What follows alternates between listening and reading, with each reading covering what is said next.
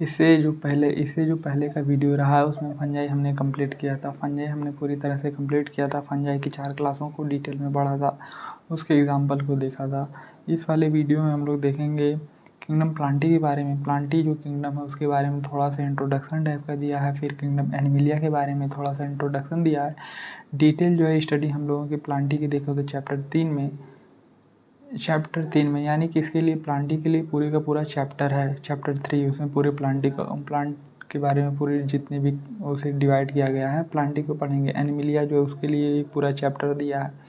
फिर उसके बाद जो तीसरी हेडिंग रहेगी वो रहेगी वायरस, वायराइड और प्रियांस और लाइकेन के बारे में देखा जाएगा। अगर हम इंट्रोडक्शन देखते हैं प्लांट या फिर किंगडम प्लांटी के बारे में, तो वो कुछ इस तरह है कि ये जो किंगडम प्लांटी है, किंगडम प्लांटी में इंक्लूड करेंगे, किसे इंक्लूड करेंगे? ऑल यूकैरियोट, सभी यूकैरियोट क्लोरोफिल कंटेनिंग ऑर्गेनिज्म, सभी यूकैरियोटिक होंगे यानी कि सेल की जो टाइप होगी वो यूकैरियोटिक होगी और क्लोरोफिल कंटेनिंग ऑर्गेनिज्म होंगे। क्लोरोफिल यानी कि उसके सेल में क्लोरोफिल कंटेन करेंगे या फिर क्लोरोफिल रखते हैं, जिसे कॉमनली प्लांट्स कहते हैं। उन्हें कॉमनली प्लांट्स कहते हैं। प्लांट्स कौन है? जिनमें क्लोरोफिल कंटेन करेंगे सेल में और यूकैरियोटिक होंगे। A few member are partial heterotrophs, ये कम्प्लीटली नहीं लिखा है partially heterotrophic.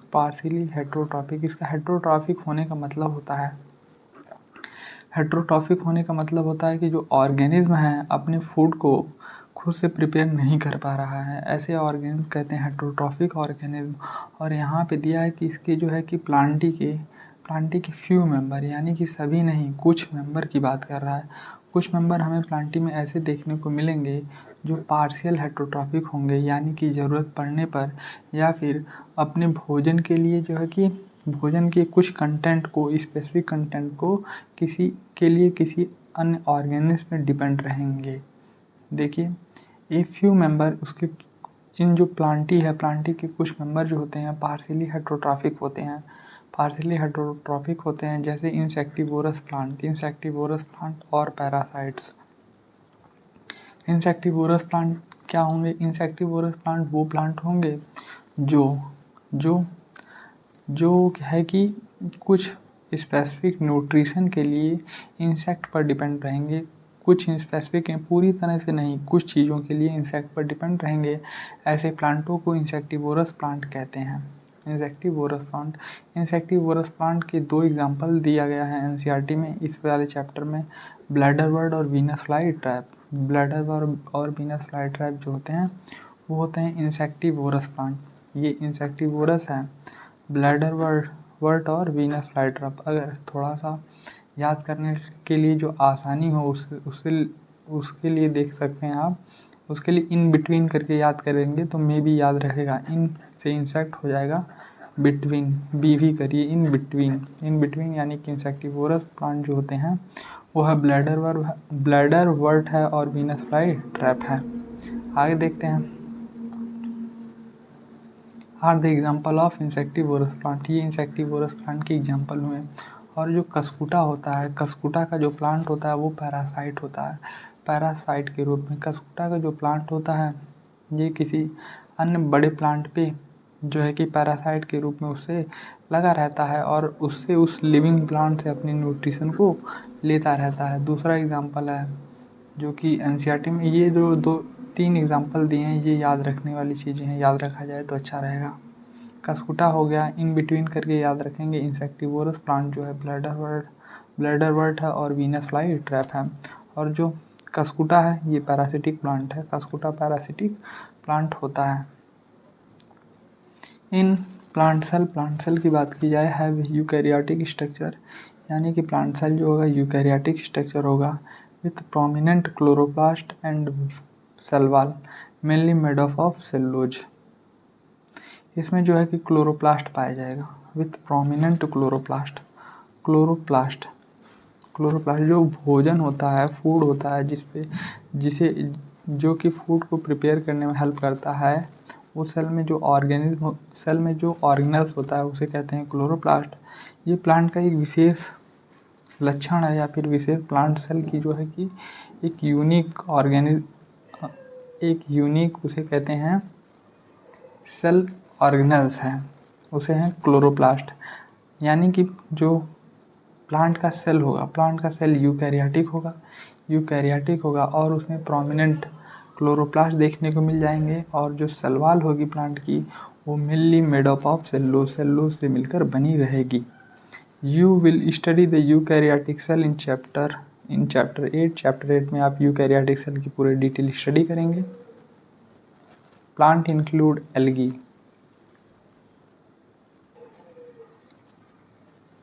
Plant includes algae. Plant जो है कि ये जो किंगडम प्लांटी है, ये जो हम लोग किंगडम प्लांटी पढ़ रहे हैं, इसके अंदर कौन कौन से ग्रुप रखे गए हैं उसके बारे में बात कर रहा है। एल्गी है, ब्रायोफाइटा है, प्लांट को डिवाइड किया एल्गी, ब्रायोफाइटा, टेरिडोफाइटा, जिम्नोस्पर्म और एंजियोस्पर्म।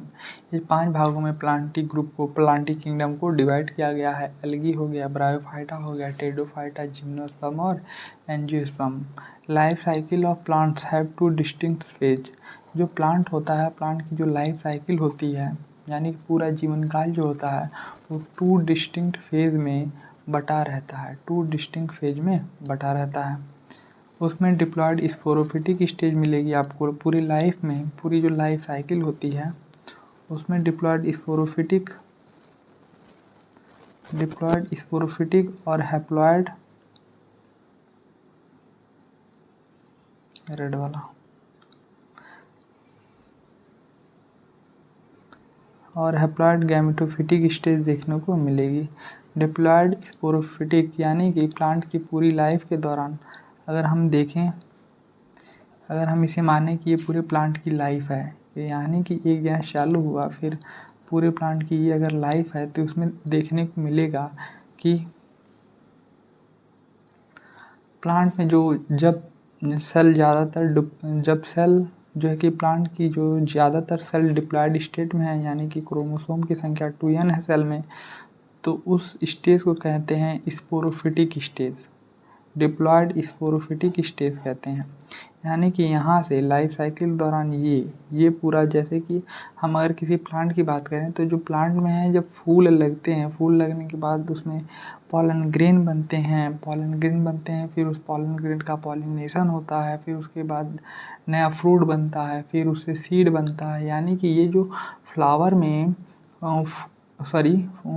जो ट्री है, जो प्लांट्स है, उसमें फ्लावर बनने से लेकर सीड बनने तक का अगर देखा जाए तो एक अलग टाइम पीरियड होता है। यानी कि जब पौधे में फ्लावर नहीं आया है तब भी प्लांट रहता है, पर फ्लावर आने के बाद का भी एक टाइम पीरियड होता है। फ्लावर आने के बाद भी एक टाइम पीरियड होता है, यानी कि फ्लावर आने से बाद में जो अलग एक्टिविटी होती है उस समय जो है कि एक प्लांट में ऐसी स्टेज आती है जब सेल्स हैप्लॉयड और गैमेटोफिटिक कंडीशन में चली जाती है। यानी कि उस समय प्लांट की कुछ सेल्स में जो हैप्लॉयड स्टेज को एक्वायर करती हैं।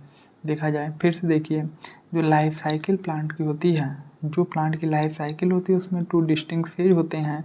एक होता है डिप्लॉयड स्पोरोफिटिक और haploid gametophytic.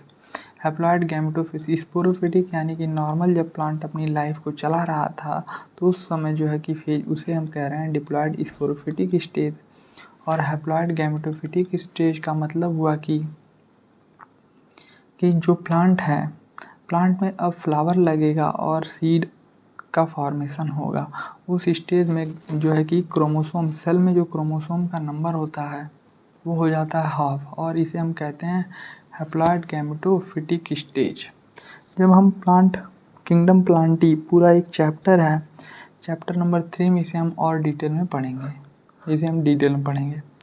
The alternation of each other, यानी कि डिप्लॉयड स्पोरोफिटिक को जब लाइफ चालू हुई तो जब जैसे कि एक सीड जर्मिनेट करता है, उसके बाद पेड़ बड़ा हुआ, उसके बाद और बड़ा हुआ और बड़ा हुआ और बड़ा हुआ, ऐसे बढ़ते ये सब जो बढ़ रहा है उस समय जो है कि प्लांट डिप्लॉयड स्पोरोफिटिक स्टेज में रहता है। उस समय जो है कि प्लांट डिप्लॉयड स्पोरोफिटिक स्टेज में रहता है। बढ़ते अब समय आया है कि फ्लावर जो प्लांट इतना बड़ा हो गया है, मैच्योर हो गया है कि अब वो फूल ले, उसमें फूल लगें, उसमें फल लगें। तो उस समय जो होता है, उस समय जो है कि कुछ सेल्स जो होती है उसमें क्रोमोसोम का नंबर हैप्लॉइड हो जाता है, यानी कि आधा हो जाता है, और उस फेज को कहते हैं haploid gametophytic stage, haploid gametophytic stage. और हर एक प्लांट में उसके लाइफ साइकिल के दौरान कुछ फेज जो होती है डिप्लॉइड स्टेज होता है, जिसे डिप्लॉइड स्पोरोफिटिक और हैप्लॉइड गैमेटोफिटिक स्टेज कहा जाता है। और ये अल्टरनेशन यानी कि कुछ समय तक डिप्लॉइड स्पोरोफिटिक और कुछ समय बाद जो है कि गैमेटोफिटिक स्टेज रहेगी, और ये साइकिल ऐसे चलती रहती है। डिप्लॉइड स्पोरोफिटिक है भैया, ठीक है ठीक है ठीक है, डिप्लॉइड स्पोरोफिटिक है। प्लांट बड़ा हुआ प्लांट और बड़ा हुआ, प्लांट मैच्योर हुआ, फिर एक समय ऐसा है कि अब फूल लगना चालू हुआ। तो फूल लगना चालू हुआ, फूल का मेन पर्पज क्या होता है, सीड बनाना। तो सीड बनाने के लिए यहाँ पे जो है कि कुछ सेल्स जो होती हैं वो उसमें क्रोमोसोम की संख्या आधी होती है, मियोसिस की प्रक्रिया है। फिर इसे हम लोग ये डिटेल दिया आपका sexual reproduction in flowering plant class 12th में दिया है, सेकंड चैप्टर। उसमें हम इसे और डिटेल में बात करेंगे। अभी बस इतना बात ध्यान में रखा जाए कि जो प्लांट की लाइफ साइकिल होती है उसमें 2 डिस्टिंक्ट फेज होते हैं, अलग अलग फेज होते हैं। उसमें एक फेज होता है डिप्लॉइड स्पोरोफिटिक का और एक फेज होता है हैप्लॉइड गैमेटोफिटिक का। और इस पूरे प्लांट की पूरी लाइफ साइकिल में ये अल्टरनेशन चलता रहता है। कुछ समय तक डिप्लॉइड स्पोरोफिटिक कंडीशन रहेगी और कुछ समय बाद हैप्लॉइड गैमेटोफिटिक कंडीशन रहेगी। Alternation with each other alternation होता रहता है। The length of haploid and diploid phase, ये जो है length diploid haploid phase and whether this phase are free living और dependent on other vary among different group of plants. This phenomena is called alternation of generation. Alternation of generation. इस phenomena को alternation of generation कहते हैं। कौन सी phenomena को alternation of generation कहते हैं, देखिए डिटेल में हम बात करते हैं, थोड़ा सा और गहराई में जाते हैं।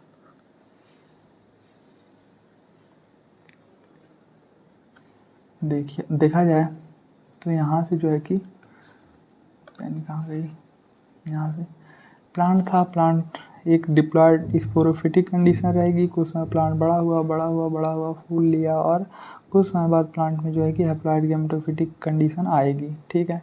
Haploid gametophytic condition, diploid sporophytic condition, और ये हर एक प्लांट में अलग अलग होता है।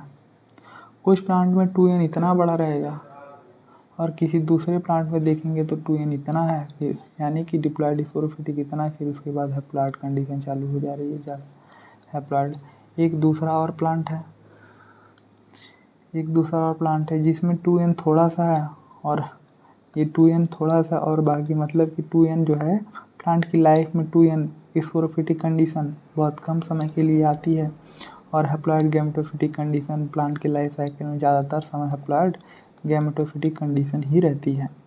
यानी कि हर प्लांट में डिप्लॉयड स्पोरोफिटिक कंडीशन और हैप्लॉइड गैमेटोफिटिक कंडीशन का जो टाइम है वो अलग अलग प्लांट में अलग अलग होता है, अलग अलग प्लांट में अलग अलग होता है।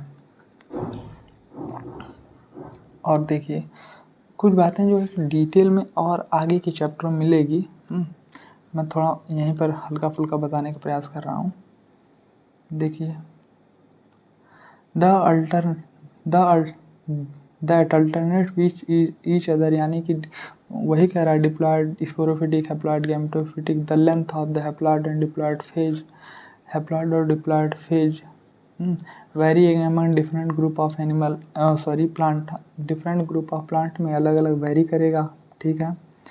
और this phase are free living और डिपेंडेंट ऑन अदर, और कह रहा है कि ये जो डिप्लॉयड स्पोरो, ये मैं प्लांट की बात कर रहा हूँ, यहाँ पे प्लांट होगा, फूल पत्ती होगी, यहाँ पे प्लांट की फूल पत्ती होगी, प्लांट में स्टेम होगी। यहाँ पे ये जो डिप्लॉयड स्पोरोफिटिक कंडीशन है और हैप्लॉइड गैमेटोफिटिक कंडीशन है, ये हो सकता है डिपेंडेंट रहे, किसी के ऊपर डिपेंड रहे, या फिर अपना अलग फ्री रहे। ये भी कह रहा है हो सकता है ये डिपेंड भी हो सकती है और फ्री भी हो सकती है, डिपेंड भी हो सकती है और फ्री भी हो सकती है, एक दूसरे पे डिपेंड हो सकती है या फिर फ्री हो सकती है।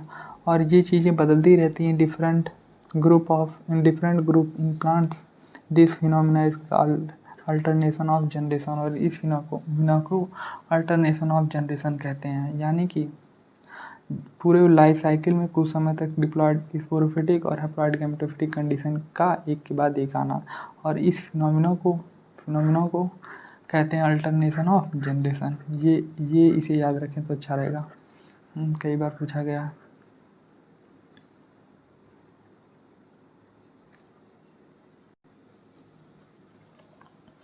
हम बात करते हैं किंगडम एनिमिलिया के बारे में। किंगडम एनिमिलिया का जो डिटेल डिस्कशन होगा या फिर जो हम डिटेल बात करेंगे तो वो है चैप्टर 4 में, हम लोग उस पर डिटेल में बात करेंगे। यहाँ पे जो दिया है सिर्फ एक सुपरफिशियल इंट्रोडक्शन की तरह दिया है, हल्की फुल्की जानकारी जो कि ऑलरेडी ही रही होगी आप लोगों के पास, हम उम्मीद करते हैं। Kingdom animalia characterised by the heterotrophic eukaryotic organism. Heterotrophic यानी कि अपना भोजन खुद नहीं बना रहे हैं, किसी पे डिपेंड करेंगे। यूकैरियोटिक ऑर्गेनिज्म, सेल की जो टाइप होगी यूकैरियोटिक होगी, और ये ऑर्गेनिज्म यूकैरियोटिक हैं, ठीक है। दैट आर द मल्टीसेलुलर बहुकोशिकीय, यानी कि सेल की संख्या मिलियंस में हो सकती है। That are the multicellular and their cell lack cell wall, और इनकी जो है कि सेल में सेल वॉल एब्सेंट होगी, सेल वॉल नहीं पाई जाएगी।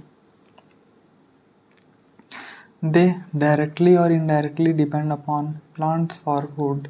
ये जो एनिमिलिया किंगडम के जो मेंबर होंगे ये डायरेक्टली या इनडायरेक्टली, यानी कि ये हो सकता है कि डायरेक्ट प्लांट से अपने भोजन को लें, या फिर ऐसा हो सकता है कि कोई जो है कि प्लांट को भोजन के रूप में लिया हो, उसे ये ग्रहण करते हों, उसे लेते हों। तो इसी का मतलब ये हुआ कि जो एनिमिलिया किंगडम के मेंबर होंगे वो डायरेक्टली या इनडायरेक्टली प्लांट पे डिपेंड करेंगे फूड के लिए। They digest their own food in an internal cavity, ये अपने भोजन को अपने बॉडी के अंदर जो इंटरनल कैविटी होगी उसमें ले जाकर डाइजेस्ट करेंगे और फूड को स्टोर करेंगे ताकि वो जब एडवर्स कंडीशन हो, विषम परिस्थितियाँ हो, तो उस फूड को एज एनर्जी सोर्स के रूप में यूटिलाइज कर सकें। रिजर्व फूड जो स्टोर होगा वो होगा ग्लाइकोजन और फैट के रूप में। ग्लाइकोजन, और यहाँ पे GF करके याद रखने का अच्छा तरीका हो सकता है, जो है कि एनिमल में फूड स्टोर होता है ग्लाइकोजन और फैट के रूप में। Their mode of nutrition holozoic type का होगा, इनमें mode of nutrition holozoic type का होगा। बाई इंजेशन ऑफ फूड, ये भोजन को पूरी तरह से निगलेंगे। ये क्या करेंगे, भोजन को पूरी तरह से निगलते हैं। By ingestion of food, ingestion of food they follow. ये अगर हम ग्रोथ पैटर्न की बात करें तो एक डेफिनेट ग्रोथ पैटर्न को फॉलो करेंगे। अगर एनिमल में देखा जाए तो हमें ग्रोथ पैटर्न के बारे में पता है कि कुछ समय तक बच्चा रहेगा बेबी, फिर उसके बाद ज्यूनाइल फेज में जाता है, बाल्यावस्था में जाएगा, फिर उसके बाद मैच्योर अवस्था या फिर पूरी तरह से ग्रोथ अवस्था में जाएगा। यानी कि ये जो किंगडम एनिमिलिया के जो मेंबर होंगे ये फॉलो करेंगे एक डेफिनेट पैटर्न ऑफ ग्रोथ को एंड ग्रो इनटू एडल्ट, और पूरी तरह एक विकसित एडल्ट में विकसित हो जाएंगे। That have the definite shape and size, और एनिमिलिया किंगडम के मेंबर की एक डेफिनेट शेप और साइज जो है कि फिक्स रहेगी। यानी कि एनिमिलिया किंगडम का कोई मेंबर कैसा दिखेगा और क्या शेप और साइज होगी, ये बातें पहले ही फिक्स रहेंगी। Higher forms of elaborate sensory and neuromotor mechanism, यानी कि अगर हम एनिमिलिया किंगडम के हायर फॉर्म की बात करें तो उसमें सेंसरी और न्यूरोमोटर मैकेनिज्म विकसित होंगे। सेंसरी यानी कि ढेर सारी सेंसरी ऑर्गन होंगे, और न्यूरोमोटर मैकेनिज्म यानी कि डिसीजन लेने की एबिलिटी और अलग अलग इन्वायरमेंट बचने की एबिलिटी, यानी कि डिसीजन लेने की एबिलिटी यानी कि ब्रेन जो है उनमें विकसित होगा, ये बात कह रहा है। Higher form so elaborate sensory and neuromotor mechanism को शो करेगा। Most of them are capable of locomotion, ज़्यादातर जो है कि एनिमिलिया के मेंबर लोकोमोशन करेंगे, यानी कि इतना ऐसे होंगे कि वो लोकोमोट कर सकते हैं, एक स्थान से दूसरे स्थान पे जा सकते हैं।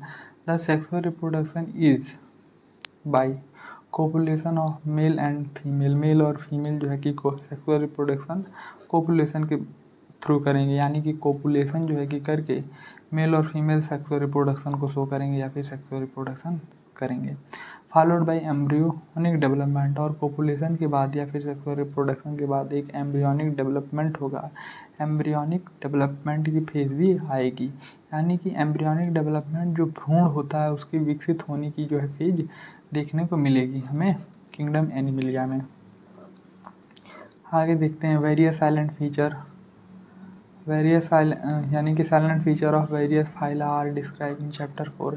चैप्टर 4 में जो है कि किंगडम एनिमलिया के बारे में हम लोग डिटेल डिस्कशन करेंगे। आगे दिया है virus, wired, prion and lichens. Virus, wired, prion और लाइकेन। ये देखिए जब क्वेश्चन बनते हैं तो इस टॉपिक से ये हॉटस्पॉट की तरह है, या फिर ऐसा कहा जा सकता है कि इस टॉपिक से ज़्यादा क्वेश्चन बनते हैं। इससे जो पहले की वीडियो रहे हैं हमारे जो आए हैं उसमें देखिए कि कई में एडिटिंग में प्रॉब्लम है और देखा जाए तो कहीं वॉइस में प्रॉब्लम है। धीरे धीरे चीज़ें सुधरेंगी। अभी नया चैनल है इसलिए सब्सक्राइब करें, लाइक करें, जिससे मुझे लगातार मोटिवेशन मिलता रहे। जैसे कि लाइक और सब्सक्राइब करने से ये होगा ना कि मतलब कि प्रेजेंट टाइम में अगर देखा जाए तो टोटल 12 सब्सक्राइबर हैं हमारे। 12 सब्सक्राइबर हैं तो उससे जो है कि हमारी आप लोगों के प्रति रिस्पॉन्सिबिलिटी बनने लगेगी कि मुझे और अच्छा बनाना है वीडियो और समय से वीडियो आना चाहिए। इसलिए लाइक और सब्सक्राइब करते रहिए। Thank you. देखते हैं अब वायरस, वायराइड और प्रियॉन के बारे में, प्रियॉन और लाइकेन के बारे में। वायरस के बारे में क्या, इसे हमें अलग से क्यों पढ़ना पड़ रहा है? हमें अलग से इसलिए पढ़ना पड़ रहा है क्योंकि जो 5 किंगडम क्लासिफिकेशन आर.एच. व्हिटेकर का रहा है, 5 किंगडम क्लासिफिकेशन आर.एच. व्हिटेकर का रहा है, उसमें जो है कि इन्हें जगह नहीं दी गई थी। वायरस को कोई जगह नहीं, वायराइड को कोई जगह नहीं, प्रियॉन और लाइकेन को किसी तरह की स्थान नहीं दिया गया था, पर इन्हें हम लोगों में पढ़ना ज़रूरी है, इसलिए इन्हें अलग से पढ़ना पड़ रहा है। 5 kingdom classification R H. Whittaker are no is no mention of lichen, यानी कि लाइकेन का कोई मेंशन नहीं हुआ। And some a cellular organism, कुछ ए सेलुलर ऑर्गेनिज्म हैं जिनका मेंशन नहीं किया गया, जैसे वायरसेस की बात की जाए, एक दूसरा है वायराइड की बात की जाए और तीसरा प्रियॉन, यानी कि टोटल 4 लोगों की बात नहीं की गई है 5 किंगडम क्लासिफिकेशन में। हम लोग अलग से पढ़ेंगे, ठीक है। ब्रीफली इंट्रोड्यूस हियर, देखिए क्या इंट्रोड्यूस किया गया है। all of us who have suffered the ill effect of common cold और flu, हम में से कह रहा है कि सभी लोग, जितने भी लोग होंगे वो कॉमन कोल्ड से इफेक्टेड जरूर हुए होंगे या फिर बीमार हुए होंगे। Know what effect viruses, what effects, यानी कि जानने का प्रयास किया है क्या कि ये किससे इफेक्ट हो रहा है, किससे हुआ है। Viruses can have on us even if we do not associate it with our condition। कुछ मुझे तो नहीं लग रहा कुछ खास लिखा गया। Virus did not find a place in classification since they are not considered true living। कह रहा है कि वायरस को did not find a place in classification में इसलिए जगह नहीं दिया गया है क्योंकि इसे ट्रूली लिविंग कहा ही नहीं जा रहा है। वायरस को ट्रूली लिविंग नहीं कहा जा रहा है। क्वेश्चन भी बन जाएगा, वायरस को ट्रूली लिविंग कहा जाता है या नहीं? वायरस को ट्रूली लिविंग नहीं कहा जा रहा है। क्यों? इफ़ वी अंडरस्टैंड लिविंग, अगर हम लिविंग को देखेंगे तो उसमें क्या हमें मिलेगा? एज दोज ऑर्गेनिज्म, वो organism that have a cell structure, उन्हीं ऑर्गेनिज्म को लिविंग कहा जा रहा है जिसमें सेल स्ट्रक्चर हैं। यदि सेल स्ट्रक्चर हैं तो आप लिविंग हैं, यदि सेल स्ट्रक्चर नहीं है तो आप नॉन लिविंग हैं। वायरसों की कंडीशन में क्या बात हुई कि इनमें सेल स्ट्रक्चर नहीं है, इसलिए इन्हें नॉन लिविंग कहा गया है। The virus are non cellular organism, virus में यानी कि इसमें सेल नहीं है, वायरस एक तरह का नॉन सेलुलर ऑर्गेनिज्म है। That are characterised by the having inert crystalline structure outside the living cell, जिसका जो है कि कैरेक्टर है कि ये क्रिस्टल की इनर्ट, बेकाम का इनर्ट क्रिस्टलाइन है, इनर्ट है, बिना काम का क्रिस्टलाइन स्ट्रक्चर है। बिना काम का क्रिस्टलाइन स्ट्रक्चर है, जैसे कि चीनी के दाने की तरह देख सकते हैं आप। इनर्ट क्रिस्टलाइन स्ट्रक्चर, क्रिस्टल के फॉर्म में है, इनर्ट कोई काम नहीं है, क्रिस्टल के फॉर्म में है। आउटसाइड द लिविंग सेल, अगर लिविंग सेल के बाहर अगर आप वायरस को रखते हैं तो बिना किसी काम का क्रिस्टलाइन स्ट्रक्चर है, इनर्ट क्रिस्टलाइन स्ट्रक्चर है। ये जो वायरस होता है नॉन सेलुलर होता है, नॉन सेलुलर होने के कारण इसे हम लोग ट्रू लिविंग मानते ही नहीं हैं। ट्रू लिविंग वो होंगे जिनके पास सेल होगा, जिसके पास सेल नहीं वो ट्रू लिविंग नहीं, वो ट्रू लिविंग नहीं। वायरस क्या है? इनर्ट क्रिस्टलाइन स्ट्रक्चर है आउटसाइड द सेल। कहने का मतलब ये हुआ कि अगर सेल के बाहर वायरस है तो वो बेकाम का है, क्रिस्टल की तरह बेकाम का है। ठीक है, वायरस के बारे में और क्या यहाँ पे दिया गया फिगर देखते चलें। ये टोबैको मोज़ेक वायरस का एक फिगर है। ये जो है tobacco mosaic TMV tobacco mosaic virus का फिगर है। और ये जो फिगर है ये बैक्टीरियोफेज का है, बैक्टीरियोफेज का है, ये बैक्टीरियोफेज का फिगर है। देखें आगे क्या लिखा गया है।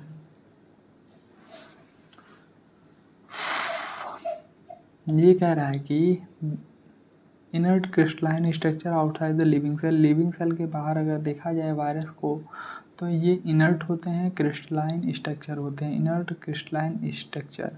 बाहर तो ये इनर्ट क्रिस्टलाइन स्ट्रक्चर हुई, once they infect the cell, एक बार ये सेल के अंदर पहुँचे, सेल को इन्फेक्ट की, they take over the mechanism या फिर मशीनरी, ये उस सेल की मशीनरी का यूज करते हैं ऑफ द होस्ट सेल, यानी कि जिस सेल में ये इंटर करते हैं, इन्फेक्ट करते हैं, उस सेल की मशीनरी का यूज करते हैं टू रेप्लिकेट करने में, रेप्लिकेट दमसेल्फ, अपने आप को रेप्लिकेट करने में, अपनी संख्या बढ़ाने में उसकी मशीनरी का इस्तेमाल करते हैं जिस सेल पे ये आक्रमण करते हैं, जिस सेल पे ये अटैक करते हैं।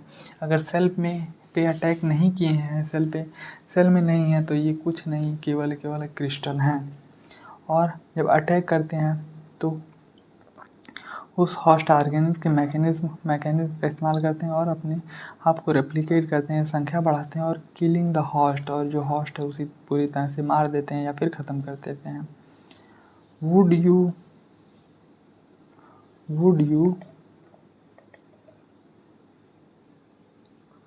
वायरस मीन्स होता है वेनम, वेनम में जहर होता है, वेनम और पॉइजनस फ्लूइड। वायरस मतलब होता है वेनम यानी कि जहर, या फिर जैसे कि स्नेक वेनम नहीं होता है, सांप का जहर, वायरस में दिया है जहर या फिर पॉइजनस फ्लूइड। एक साइंटिस्ट में डिमित्री इवानोव्स्की 1892 देखिए 3 साइंटिस्ट का नाम यहाँ पे सबसे इम्पॉर्टेंट है। वो एक साइंटिस्ट हैं डिमित्री इवानोव्स्की, डिमित्री इवानोव्स्की 1892 में। फिर उसके बाद दूसरे साइंटिस्ट आते हैं MW बीजरिंग 1898 में। फिर उसके बाद आते हैं WM इटर्नले 1935 में। ये 3 साइंटिस्ट जो हैं, जो कि वायरस की इनिशियल डिस्कवरी को लेकर काफ़ी एक्टिव रहे हैं, उनके नाम दिए गए हैं। ठीक है, एक बार फिर से देखिए। वायरस का मतलब होता है वेनम या फिर पॉइजनस फ्लूइड। वायरस का मतलब जो है, वायरस की मीनिंग जो है उसका मतलब होता है एक तरह का जहर या फिर पॉइजन, काज करने वाला जहर, वेनम या फिर पॉइजनस फ्लूइड। डिमित्री इवानोव्स्की ने 1892 में रिकॉग्नाइज सर्टेन माइक्रोब्स, कुछ ऐसे सर्टेन माइक्रोब्स को रिकॉग्नाइज किया या फिर पहचाना एज कैजुअली ऑर्गेनिज्म, ऐसे ऑर्गेनिज्म को of the mosaic disease of tobacco, जो कि टोबैको यानी कि तंबाकू में मोज़ेक, तंबाकू का जो पेड़ था उसमें मोज़ेक डिजीज़ काज करते थे। डिमित्री इवानोव्स्की ने 1892 में कुछ ऐसे ऑर्गेनिज्म को पहचाना जो कि तंबाकू में मोज़ेक डिजीज़ काज करते थे, यानी कि तंबाकू के पेड़ को नुकसान पहुंचाते थे। तंबाकू जिसका एक काफ़ी बड़ा बिजनेस होता है, सिगरेट है और पान मसाला है, अलग अलग तरह के जो है कि सब्सटेंस में इस्तेमाल होता है। हाँ, इसलिए इस बिजनेस को काफ़ी नुकसान हो रहा था। उसे रिकग्नाइज करने वाले उसमें उस पेड़ को, जो टोबैको जो है कि टोबैको को पेड़ को नुकसान पहुंचाने वाला मोज़ेक डिजीज़ काज करने वाला एक वायरस था, ठीक है। These they are founded to be smaller than bacteria. उन्होंने पाया कि ये जो ऑर्गेनिज्म है, ये जो है कि बैक्टीरिया से भी छोटा है, क्योंकि because they pass through bacteria proof filter, क्योंकि ये उस छन्नी से भी पास किया जा रहा था जिसे छान कर बैक्टीरिया को अलग किया जाता है। एक ऐसी छन्नी जिसे छान कर बैक्टीरिया को बाहर कर दिया जाता है, उस छन्नी को भी क्रॉस कर जाने की क्षमता ये ऑर्गेनिज्म रख रहा था। इसलिए इसका मतलब ये हुआ कि ये ऑर्गेनिज्म उस बैक्टीरिया से भी छोटा है। Smaller than, these were found to be smaller than bacteria, ये बैक्टीरिया से भी छोटा है because they pass through the bacterial proof filter paper, क्योंकि ये बैक्टीरियल प्रूफ फिल्टर पेपर से पास कर जा रहा है। यहाँ तक बात हुई डिमित्री मानोवस्की की 1892 में। अब 92 6 साल बाद एम.डब्ल्यू. स्टेन एम.डब्ल्यू. बीजरिंग 1892 698 6 साल के गैप के बाद एक नई डिस्कवरी होती है, या फिर इसी से रिलेटेड डिस्कवरियाँ आगे बढ़ती हैं। उसमें क्या होता है, एम.डब्ल्यू. बीजरिंग क्या करते हैं, demonstrate that extract of the infectious plant, अगर इन्फेक्शियस प्लांट, जो प्लांट प्रभावित हो गया है, जो प्लांट इन्फेक्शियस हो गया है, वहाँ से अगर कोई एक्सट्रैक्ट निकाला जाए, extract of infectious plant of tobacco could cause the infection in healthy plant, अगर टोबैको का प्लांट जो इन्फेक्शियस हो गया है, टोबैको का प्लांट जो इन्फेक्शियस हो गया, वहाँ से अगर एक्सट्रैक्ट निकाल के अगर हेल्दी प्लांट पे डाला जाए तो वो भी कुड काज द इन्फेक्शन काज कर सकता है। ये किस साइंटिस्ट ने किया, 1898 एम.डब्ल्यू. बीजरिंग ने इसे डिमॉन्स्ट्रेट कर रहे हैं, या फिर इससे जानकारियाँ इकट्ठा कर रहे हैं। And name the new pathogen virus, और इस नए बीमारी काज करने वाले न्यू पैथोजन मतलब बीमारी काज करने वाले न्यू पैथोजन को वायरस नाम दिया गया, या फिर वायरस कहा गया। एंड कॉल्ड, और उन्होंने कुछ बातें कहीं, एम.डब्ल्यू. बीजरिंग बात कह रहे हैं, एम.डब्ल्यू. बीजरिंग कह रहे हैं कि the fluid as contagium vivum fluidum, contagium vivum fluidum दूसरे किसी लैंग्वेज का सेंटेंस है। उन्होंने कहा है कि कंटीजियम वाइवियम फ्लूडियम, इतनी बात कह दी, उसका मतलब होता है इन्फेक्शियस लिविंग फ्लूड। ये जो फ्लूड है ये इन्फेक्शियस लिविंग फ्लूड है, इन्फेक्शियस लिविंग फ्लूड है।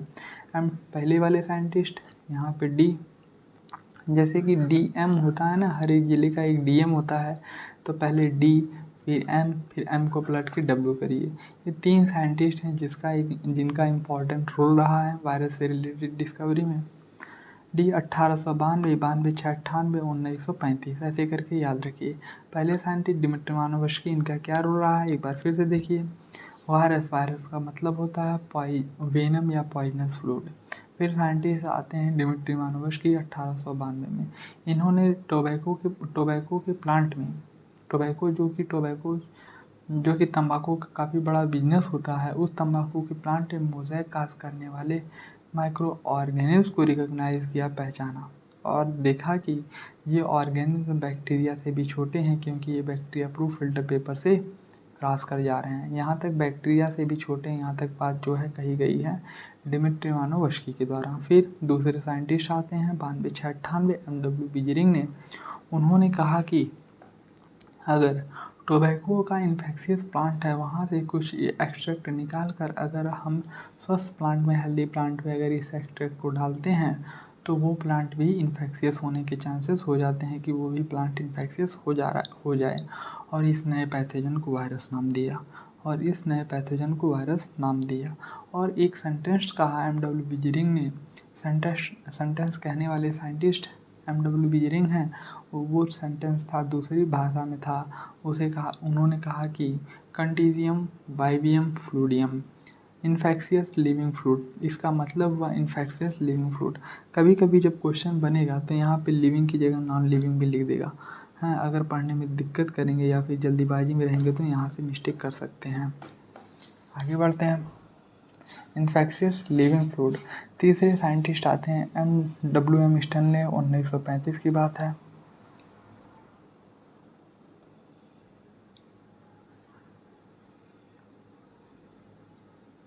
कहाँ गया स्टेनले साहब का, हाँ यहाँ पे WM स्टैनले 1935 में शो करते हैं कि that viruses could be crystallised and crystal contain largely protein. उन्होंने कहा कि WM स्टैनले साहब ने कहा 1935 की बात है कि जो है कि वायरस को क्रिस्टलाइज किया जा सकता है, क्रिस्टल की फॉर्म में किया जा सकता है। जैसे अगर हम इन जनरल अगर क्रिस्टल को समझें, क्रिस्टल क्या है, तो एक चीनी देख लीजिए, चीनी जो है कि वो क्रिस्टल ही है। क्रिस्टल के फॉर्म में किया जा सकता है, क्रिस्टल कंटेन लार्जली प्रोटीन। और उस क्रिस्टल की बात कर रहे हैं कि वो क्रिस्टल जो है कि लार्जली ज़्यादातर उसका जो ज़्यादातर भाग है प्रोटीन होगा। They are inert outside their specific host cell। यानी कि जिस होस्ट सेल पे जिस पे ये आक्रमण करते हैं या फिर जिस पे ये अटैक करते हैं, अगर उस सेल से बाहर निकाल दिया जाए तो दे आर इनर्ट, वो इनर्ट हो जाते हैं, यानी कि बेकाम हो जाते हैं। They are inert outside their specific host cell. इस तरह यानी कि जब तक वायरस को कोई होस्ट सेल मिली है तब तक तो वो जीवित है, अगर होस्ट सेल नहीं मिली तो वायरस जो है कि जीवित नहीं है। ऐसी कंडीशन को ऑब्लिगेट कंडीशन कहते हैं, ऑब्लिगेट। और ये जो है इस तरह वायरस जो है कि ऑब्लिगेट पैरासाइट हुआ। वायरस एक, ये देखिए ये इम्पॉर्टेंट चीज़ है, इसे याद रखा जाए अच्छा रहेगा। वायरस इस तरह से एक ऑब्लिगेट पैरासाइट हुआ। आई होप चीज़ें क्लियर होंगी। Virus are obligate parasite. अब देखिए और क्या है, इन एडिशन टू प्रोटीन, जैसा कि स्टैनले साहब ने 1965 में जो क्रिस्टल किया तो उन्होंने कहा कि वायरस को क्रिस्टल के फॉर्म में किया जा सकता है और उसका ज़्यादातर पोर्शन प्रोटीन होता है। वहीं से इन एडिशन टू प्रोटीन के साथ साथ virus also contain genetic material, virus के पास जेनेटिक मटेरियल होता है। जेनेटिक मटेरियल यानी कि DNA और RNA होता है।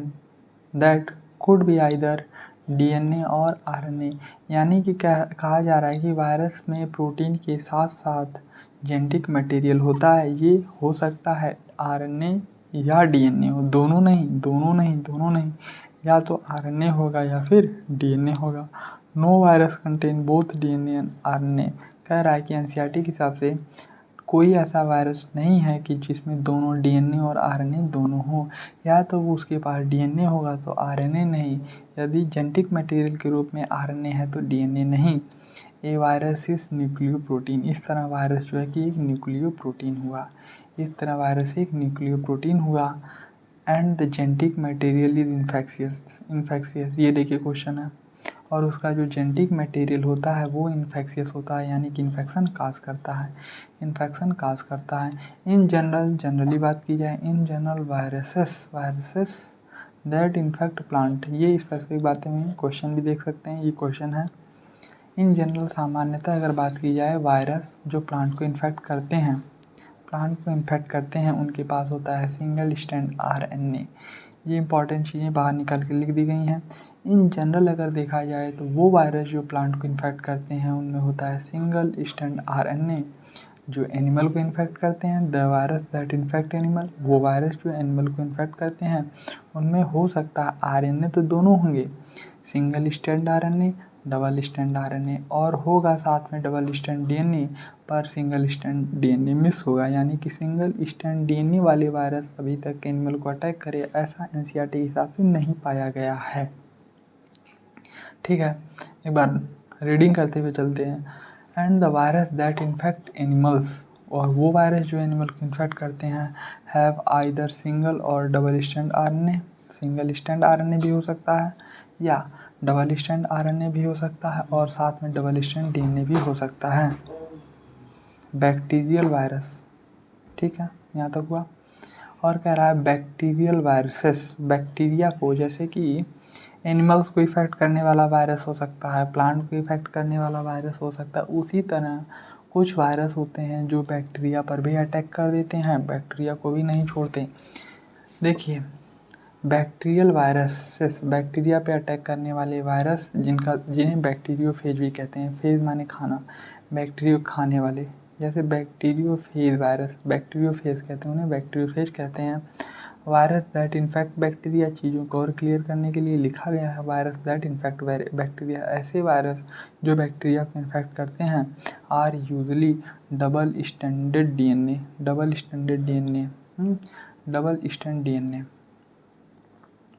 स्टैंड डीएनए वाले वायरस होते हैं।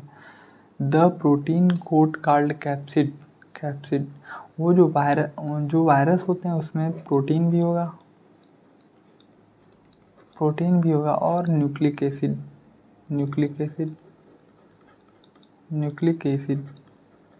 डीएनए या फिर आरएनए हो सकता है, डीएनए या आरएनए हो सकता है। ठीक है, अब यहाँ समझने में और आसानी रहेगी। देखिए, द प्रोटीन कोड, वह प्रोटीन कोड जिसे कहेंगे कॉल्ड कैप्सिड, प्रोटीन कोड को, जो वायरस में प्रोटीन की कोटिंग हुई, इस पे जो प्रोटीन की, ये देखिए मान लीजिए भी इसे वायरस हम रिप्रेजेंट कर रहे हैं, इसके ऊपर जो इस प्रोटीन की कोटिंग है उसे कहेंगे कैप्सिड, उस प्रोटीन को कोटिंग को कहेंगे कैप्सिड। और ये छोटी छोटी सब यूनिट या फिर छोटी छोटी यूनिट से, छोटी छोटी इकाइयों से मिलकर बना होगा, जिसे कहेंगे कैप्सोमियर, उसे कहा जाएगा कैप्सोमियर। प्रोटीन पे जो वायरस होते हैं उस पे जो है कि जो प्रोटीन की कोटिंग होती है उसे कहते हैं कैप्सिड, और ये जिस छोटी छोटी यूनिट से मिलकर बने होते हैं उसे कहते हैं कैप्सोमियर। ये भी क्वेश्चन ही है, ध्यान रखें, ये भी क्वेश्चन है। स्मॉल सब यूनिट को क्या कहेंगे और प्रोटीन कोट को क्या कहेंगे। और ये जो है प्रोटेक्ट द न्यूक्लिक एसिड, और ये जो प्रोटीन का कोट है ये क्या करेगा, ये भी क्वेश्चन ही है। ये न्यूक्लिक एसिड जो वायरस के अंदर डीएनए और आरएनए है, वायरस के अंदर जो डीएनए और आरएनए उसे प्रोटेक्ट करने का काम यही प्रोटीन से बना कैप्सिड काम करता है।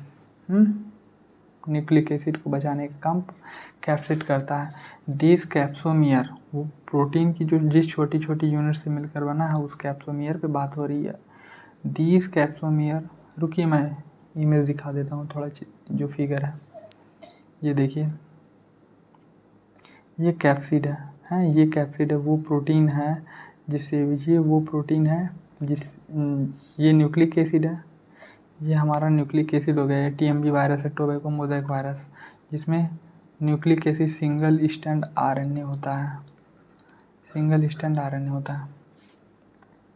ये देखिए, ये रहा न्यूक्लिक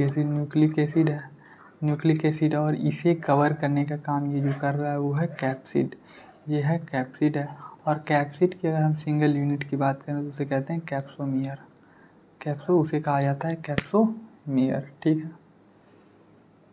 भाई, समझ में आ रहा हो तो लाइक करें। कैप्सोमियर, ये जो कैप्सोमियर है वो जो छोटी छोटी यूनिटें हैं, आर अरेंज इन हेलिकल और पॉलीगोनल जियोमेट्रिकल फॉर्म, यानी कि जो जियोमेट्री की एक विशेष फॉर्म रखती हैं उसे कहते हैं हेलिकल और पॉलीहेड्रल फॉर्म को एक्वायर करती हैं। यानी कि ये पूछ सकता है कि वो जो कैप्सोमियर हैं किस जियोमेट्री में अरेंज रहते हैं, क्या हेलिकल में अरेंज रहते हैं या फिर पॉलीहेड्रल या फिर बोथ या फिर नॉन ऑफ दी। तो आंसर रहेगा बोथ, हेलिकल और पॉलीहेड्रल दोनों जियोमेट्रिक फॉर्म में कैप्सोमियर अरेंज रहते हैं। वायरस का डिजीज़, वायरस जो है कि डिजीज़ काज करते हैं, लाइक जैसे कुछ वायरस के द्वारा काज की गई डिजीज़ के नाम दिया है, मम्स, स्मॉल पॉक्स है, हर्पीस है, इन्फ्लुएंजा है, इट्स इन ह्यूमन है। ये सभी वायरस के द्वारा काज की जाने वाली बीमारियां हैं, जैसे कि मम्स हो गया, स्मॉल पॉक्स हो गया, हर्पीस हो गया, इन्फ्लुएंजा हो गया, इट्स इन ह्यूमन हो गया। ये सभी वायरस से काज की जाने वाली बीमारियां हैं। इन प्लांट में बात करें तो प्लांट में भी कुछ बीमारियां हैं जो वायरस के द्वारा काज की जा रही हैं, जैसे कि mosaic formation, TMV tobacco mosaic formation. अभी जो हम डिमिट्री मानोवस्की साहब मोज़ेक फॉर्मेशन पे बात कर रहे थे, टोबैको मोज़ेक फॉर्मेशन ये भी है। लीफ रोलिंग है, ये भी वायरस के द्वारा काज की जा रही है। Rolling and curling and the yellowing and when clearing, yellowing और वेन क्लियरिंग जो है ये भी जो है कि वायरस के द्वारा काज की जाने वाली बीमारी है। ड्वार्फिंग एंड स्टैंडर्ड ग्रोथ, या फिर प्लांट का छोटा हो जाना, ये भी जो है कि वायरस के द्वारा काज की जाने वाली बीमारी है, आई होप आप लोगों को समझ में आ रहा है। लाइक करें। हम आगे बढ़ते हैं अपने नेक्स्ट टॉपिक वायरॉइड पे। वायरस, वायराइड और प्रियांश। वायराइड, उसके बाद लाइकिंग। अब होगी बात वायराइड पे। देखिए ऐसे एक डब्लू बनाइए, बढ़िया से एक डब्लू रहे, डब्लू। यहाँ पे अगर हम वायरस लिखें, यहाँ पे पहला वाला वायरस, दूसरा वायराइड और तीसरा लिखें प्रियान। अब देखिए मैं धीरे धीरे अंतर बताऊँगा। वायराइड, पहले थोड़ा सा इंट्रोडक्शन देख लेते हैं। इन 1971 टीओ डायनर इसके डिस्कवरर हैं। इसे डिस्कवर किया नए इन्फेक्शियस एजेंट को डिस्कवर किया किन्होंने। मैं इंग्लिश पढ़ देता हूँ, फिर समझाने में सही रहेगा। देखिए जितना जिस स्टाइल से या फिर जैसे चीज़ें आसान हो सकती मैं वैसे चलने की कोशिश करूँगा। वायराइड क्या है? वायराइड 1971 में टीओ डायनर डिस्कवर किए हैं नया infectious agent that is smaller than virus, जो कि वायरस से छोटा है, and cause the potato spindle tuber disease. It was found a free RNA like protein code that is founded in viruses, hence name viride. The RNA of the viride was the low molecular weight. ठीक है, thank you. देखिए खेल क्या हो रहा है।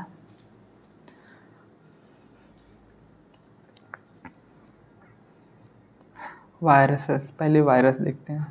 VIR, हे साफ हो जाओ। VIRUS वायरस है, वायरस, ठीक है। वायरस किससे मिलकर बना होता है? जैसा ध्यान दें तो उसमें होगा RNA या DNA, न्यूक्लिक एसिड जिसे कहेंगे DNA, RNA DNA plus protein होगा, PROTEIN, प्रोटीन होगा। ठीक है, ये तो वायरस का खेल है। वायरस का खेल ये हुआ, ठीक है। अब देखिए यहीं से थोड़ी थोड़ी चीज़ें कम करती जाएंगी और वायराइड पे आएंगे। वायराइड क्या, 1971 में टीओ डायनर ने इस इन्फेक्शियस एजेंट को डिस्कवर किया। पहला क्वेश्चन तो ये रहा। ये स्मॉलर देन वायरस है, यानी कि ये वायरस से छोटे होंगे। तो छोटे का पता कैसे लगाएंगे? ऐसे जब आप डब्लू लिख लेंगे तो सबसे पहले लिखेंगे वायरस, फिर यहाँ पे वायराइड, फिर प्रियान। ये रहा वायरस है तो वायराइड दूसरे नंबर पे, डब्लू वाले छोटा है तो ये वायरस से छोटा होगा। ये एक स्टाइल है, मतलब कि एक तरीका है याद करने का, लंबे समय तक बनाए रखने का। यानी कि वायराइड वायरस से छोटे होते हैं।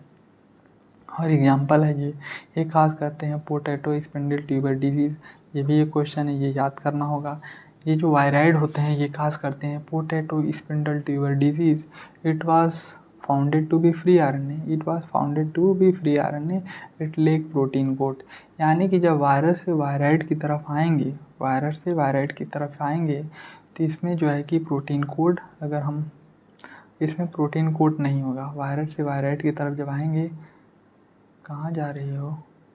वायरस से वायराइड की तरफ जब आएंगे तो इसमें प्रोटीन कोड नहीं होगा, इसमें होगा फ्री RNA। क्या हुआ? फ्री RNA, इसमें हुआ फ्री RNA। वायरस से वायराइड की तरफ आएंगे तो इसमें प्रोटीन कोड निकाल दीजिए। इसका मतलब हो गया फ्री RNA इसके पास बचा। फ्री RNA होगा, लीक होगा protein code that found in viruses, जैसा कि वायरसेस में पाया जा रहा था दोनों, इसमें प्रोटीन कोड गायब है। हैंस नेम वायराइड, और इसका नाम वायराइड पड़ा।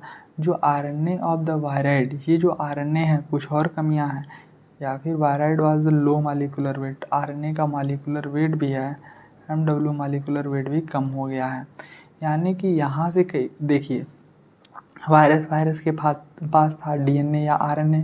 हम एक मान के चलते हैं कि इसके पास RNA है। RNA DNA plus protein code, RNA या DNA प्लस प्रोटीन कोड जब था तो हमने उसे वायरस कहा, ठीक है। इसमें जो वायरस से वायराइड की तरफ आया, इसकी डिस्कवरी की है टीओ डायनर ने 1971 में। पहला क्वेश्चन। दूसरा है ये प्रोटीन कोड, यहाँ से मिल जाएगा आपको, स्मॉल साइज हो जाएगी। इसमें प्रोटीन, वायराइड में प्रोटीन कोड नहीं होगा। वायराइड में RNA मालिक्यूल जो है, वायराइड में RNA मालिक्यूल, उसका मालिकुलर वेट भी कम हो जाएगा और इस तरह हो जाएगी साइज इसकी छोटी। और छोटी होने के साथ ये कौन सा बीमारी काज करेगा? ये काज करेगा पोटैटो स्पिंडल ट्यूबर डिजीज़। इतने बातें इसमें लिखी गई वायराइड में। आगे आते हैं, आगे आगे आएंगे, देखिए और अच्छा रहेगा। प्रेऑन, प्रेऑन्स के बारे में क्या है, प्रेऑन्स है क्या, प्रेऑन्स के बारे में क्या ये देखते हैं। आइए पेन उठाते हैं। इन मॉडर्न मेडिसिन में कुछ सर्टेन इन्फेक्शियस न्यूरोलॉजिकल डिजीज़ पाई गई हैं। मॉडर्न मेडिसिन में कुछ इन्फेक्शियस यानी बीमारी काज करने वाली, न्यूरोलॉजिकल डिजीज़ काज करने वाली कुछ एजेंट पाए गए हैं, और जो transmitted by an agent consisting, और इसका जो ट्रांसमिशन हो रहा है, ये चीज़ें जिससे फैल रही हैं वो है abnormally folded protein. Abnormally folded protein है, एबनॉर्मली फोल्डेड प्रोटीन है। The agent was similar in size to virus. इस एजेंट की जो साइज है वो वायरस के समान है। देखिए इसीलिए मैं डब्ल्यू ऐसे बनाया था, सॉरी ये डब्ल्यू की तरह नहीं दिख रहा है ये। अब आते हैं ये रहा ये, इसीलिए मैं ऐसे डब्ल्यू की तरह बनाया था। ये देखिए यहाँ रखिए वायरस, फिर यहाँ पर रखिए वायरॉइड, दूसरे वाले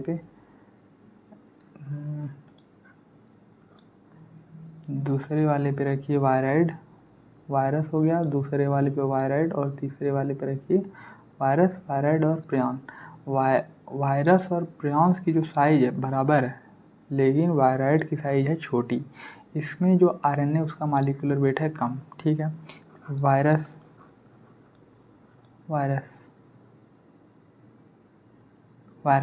किससे मिलकर बना है, आरएनए से प्लस प्रोटीन से। देखिए उसमें आरएनए का मॉलिक्यूलर वेट कम हुआ, और जो कैप्सिड है प्रोटीन गायब हुई, इससे हमें वायरॉइड मिल गया, ठीक है। अब देखिए इसमें प्रियॉन कैसे मिला है, देखिए यहाँ पे आरएनए गायब हो गया है, और जो प्रोटीन थी वो एबनॉर्मली फोल्डेड हो गई है, और इससे एक इन्फेक्शियस पैथोजन का जन्म हुआ जिसका नाम प्रियॉन दिया गया है। और इसमें लिखा गया, हल्का सा देखिए, थोड़ा सा रुक के चलेंगे ना, उसे समय दीजिए समझने के लिए, एक बार में ख़त्म हो जाएगा खेल। द एजेंट, ये जो प्रियॉन्स है वह similar in size to virus. इसकी जो साइज है वो वायरस के समान है, ठीक है, साइज में तो बराबर हुआ। These agent they are called prions, और इस एजेंट को, इस इन्फेक्शियस एजेंट को प्रियॉन्स कहा गया है। Most notable disease cause by prions, सबसे ज़्यादा नोट की जाने वाली डिजीज़ जो कि प्रियॉन्स के द्वारा हो रही है उसका नाम है bovine spongiform encephalopathy, commonly called mad cow disease. इसे लिखा है BSC, जो कॉमनली जो है बीमारी काज की हो रही है प्रियॉन्स से, वो है BSC। आप BSC किए हैं या नहीं किए हैं, इससे मतलब कि एक हल्का सा स्टेटमेंट ट्रिक टाइप हो जाता है ना, चीज़ें बची रहेंगी। BSC दिमाग में, BSC कॉमनली कॉल्ड, जिसे मैड काउ डिजीज़ कहा जाता है। बोविनी प्रियॉन्स से बोविनी स्पॉन्जिफॉर्म इंसाइक्लोपैथी होता है। BSC जिसे कॉमनली मैड काउ डिजीज़ कहते हैं। ये क्वेश्चन है, देख लीजिए। फुल फॉर्म पूछ सकता है, प्रियॉन के द्वारा कौन सी डिजीज़ काज हो सकती है, ये पूछ सकता है। वायरस और प्रियॉन की साइज में किसका साइज बड़ा होता है, छोटा, या फिर बराबर होता है, ये पूछ सकता है। ये इन्फेक्शियस एजेंट जो मॉडर्न मेडिसिन में देखा जा रहा है वो क्या है, वो एबनॉर्मली फोल्डेड प्रोटीन है। आगे बढ़ते हैं। मैड काउ डिजीज़ जिसे कहा जाता है in cattle and the analogous in variant crab Jacob disease CJD human. और BSC जो है, BSC ये ऑलमोस्ट बराबर है CJD के crab Jacob disease in human. ये है काऊ वाले में, ये है ह्यूमन वाले में, दोनों ऑलमोस्ट जो है बराबर ही हैं। अब एक और लोगों को हम लोग जा रहे हैं पढ़ने, जिसे लाइकेन ने नहीं, जिसे 5 किंगडम क्लासिफिकेशन में नहीं रखा गया, वो है लाइकेन। लाइकेन एक सिम्बायोटिक एसोसिएशन है, साथ साथ रहने वाला एसोसिएशन है, जो कि म्यूचुअली यूजफुल एसोसिएशन है, यानी कि दोनों लोग एक दूसरे को बेनिफिट देंगे।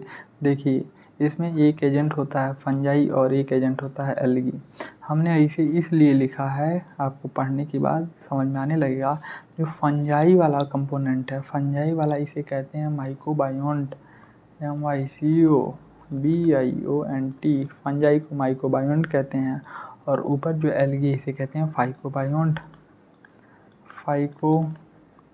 बायोन्ट, ऊपर वाले कंपोनेंट को फाइकोबायोन्ट और नीचे वाले को फंजाई वाले कंपोनेंट को माइक्रोबायोन्ट कहते हैं। और इन दोनों लोगों का एसोसिएशन मिलकर लाइकेन को जन्म देता है। इसमें जो फंजाई वाला कंपोनेंट है नीचे से चीज़ों को सोखेगा, नीचे से चीज़ों को लेकर एल्गी वाले कंपोनेंट फाइकोबायोन्ट को देगा और फाइकोबायोन्ट लाइट की उपस्थिति में फूड को प्रिपेयर करेगा और कुछ ज़रूरत की चीज़ें जो इसे जीने के लिए चाहिए होगी फंजाई को, इसे प्रोवाइड करेगा। इस तरह से एक तरह का म्यूचुअल एसोसिएशन चलता रहता है। लाइकेन पढ़ते हैं। Lichen are the symbiotic association, हाँ हमने पढ़ा। म्यूचुअली यूजफुल एसोसिएशन, हाँ एक दूसरे को बेनिफिट दे रहे थे। बिटवीन एल्गी और फंजाई के बीच में, हाँ एल्गी और फंजाई दो कंपोनेंट हैं। The algal component is known as the phycobiont, ठीक है। द फंगल कंपोनेंट को माइकोबायोन्ट कहते हैं। विच आर ऑटोट्रॉफिक, इसमें एल्गी वाली कह रहा है ऑटोट्रॉफिक, यानी कि अपना भोजन, एक लोग तो ऐसे हैं जो अपना भोजन खुद बनाते हैं एंड दूसरे जो हैं वो अपना भोजन नहीं बनाते, उन्हें कहते हैं फंजाई, जिसे हेटरोट्रॉफिक हैं।